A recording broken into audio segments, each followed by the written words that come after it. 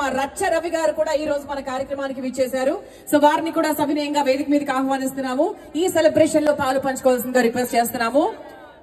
రచ్చ అన్న మాట్లాడేటప్పుడు డిస్టర్బ్ చేయొద్దని పద్ధతిగా నిలబడ్డా. నా సింగరైన అన్నదమ్ములారా, నా ఆడబిడ్డలారా, రచ్చ అంటే నాకు ఎందుకు వచ్చిందో మీకు అర్థమయ్యేటట్టు నేను చెప్తా.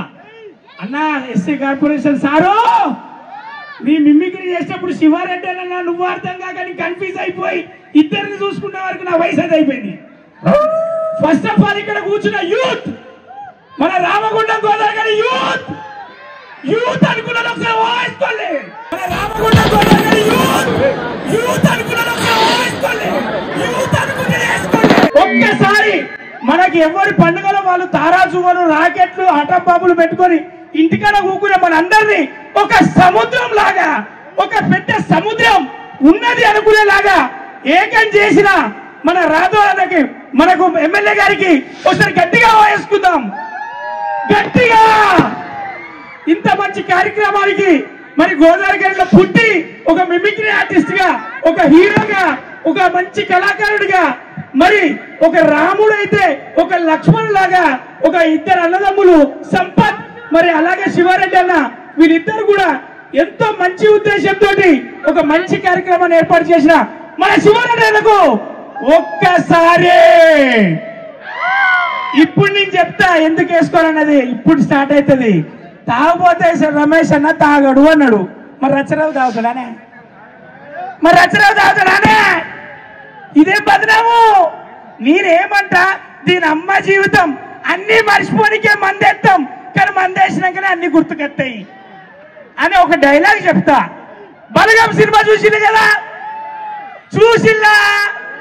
అరే మందేద్దామారా, అది ఎక్కడదమ్మా? మన గోదావరి కానీ మన రామగుండంలా. ఇందులో దాదాపు ఒక 40 మంది నా క్లాస్మేట్స్ ఫ్యామిలీతో ఉన్నారు. వాళ్ళందరూ ఇంటర్మీడియట్ లో నా క్లాస్మేట్సే. నా కొడుకులు ఒక్కరు చదవనియరే నన్ను. చిరంజీవి సినిమా రిలీజ్ అయితే టికెట్ తీసేది, లేకపోతే అరే మందేద్దామారా అని అడిగేది. దానివల్ల నేను కలెక్టర్ అవ్వాల్సి ఖరాబ్ అయిపోయినా. లేకపోతే నేను కలెక్టర్ అయిపోయినా జబర్దస్త్. దీని అమ్మ జీవితం మంచి మంచి డైలాగులతో మీ అందరు చేసా. తీసుకోలే 2 లక్షల కట్నం. మీరందరు అల్లుళ్ళు, నేను అత్తను, ఎందుకు వస్తుంది నా కూతురు అన్నప్పుడు మీరు ఎందుకు వస్తుందని అడగాలి. ఓకేనా? ఏ పండుగ నా కూతురు నా దగ్గరికి వస్తుంది, వస్తుంది. తీసుకోలే 2 లక్షల కట్నం. దాని తర్వాత నా తడిక, నా టమాటా, నీ కూరలో నా కరివేపాకు, నా అగరబత్తి, థమ్సప్ దాగే మీకే ఎంతుంటే తలకాయ కూర తిన్నా నాకెంతుండాలి రో. ఇవి డైలాగులు అన్న. వీళ్ళందరికీ ఒకటి, నేను ఇక్కడ నుండి మాట్లాడితే నాకు అయినపడుతుంది లేదో 2 అడుగులు అక్కడ దాకా పోయేస్తానే. మా అన్నలందరికి దగ్గర కోసం పోయేస్తా. ఎవరైనా కవర్ చేస్తాడో లేదో కానీ నేను మాత్రం పోయేస్తా. ఓ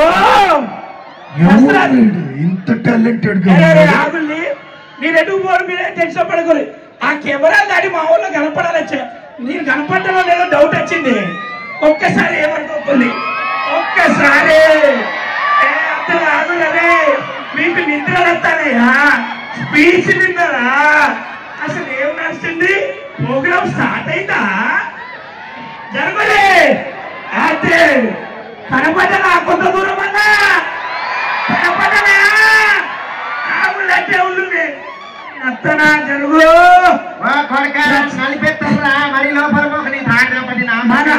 మన ఊరు పోరగాళ్ళందరూ మంచోళ్ళే. రేపు దీపావళి శురు అయితే అయ్యే ఒక్కసారి మన శివారెడ్డి అన్నకు ఒకసారి గట్టిగా వేసుకోండి. ఒక్కసారి మన ఎమ్మెల్యే గారికి ఒకసారి గట్టిగా వేసుకోండి. ఎంత వరకు కనపడదు అంతవరకు వస్తా. మీ ఇళ్ళకి వస్తా, మీ గుండెళ్ళకి వస్తా. నేను మీ రచ్చరవే రామగుండం సాక్షిగా చెప్తానా? పైన చూడండి ఒకసారి, చుక్కలన్నీ ఊడిపడి కింద ఉన్నాయి. అందుకే జిగేల్ శివ జనాలు ఉన్నారనుకున్నా కానీ జన సముద్రం పిలిపించినవి. నువ్వు ఏమైనా పొలిటికల్ ఎంట్రీ రావా? లేదు, నేనేం పొలిటికల్ గా ఎంటర్ ఇవ్వను, ఇయ్యను కూడా. అందరినీ ఎంటర్టైన్ చేసుకుంటూ బతికితే వీళ్ళు కాకుండా ఒకడు కనబడకుండా ఆ డబ్బులు వెనకాల, డ్రమ్ములు వెనకాల, ఆ కీబోర్డ్ సందుల, కుర్చీల కింద ఉన్నాడు. వాడు కనబడకుండా. వాడు ఎవడో నేను తర్వాత చెప్తాను. కాబట్టి ఇంకా నాకు చెప్పడానికి ఏం లేదు. ఫ్యామిలీ ఈ టైం వరకు, ఈ రోజు వరకు ఏ ప్రోగ్రామ్ లో కూర్చోలేదండి. చాలా ఊర్లలో ప్రోగ్రామ్స్ చేశాము, చాలా పెద్ద పెద్ద ప్రోగ్రామ్స్ చేశాము. ఇంత జనం కూడా ఇంతసేపు ఎప్పుడు లేరు, అది కూడా చెప్తున్నా నేను. అసలు మీరు సూపర్ అండి, ఇంకా అంతే, అంతకన్నా ఏం చెప్పలేదు. సో మరొకసారి మా రాజ్ ఠాకూర్ గారిని మ్యామ్ మీరు కూడా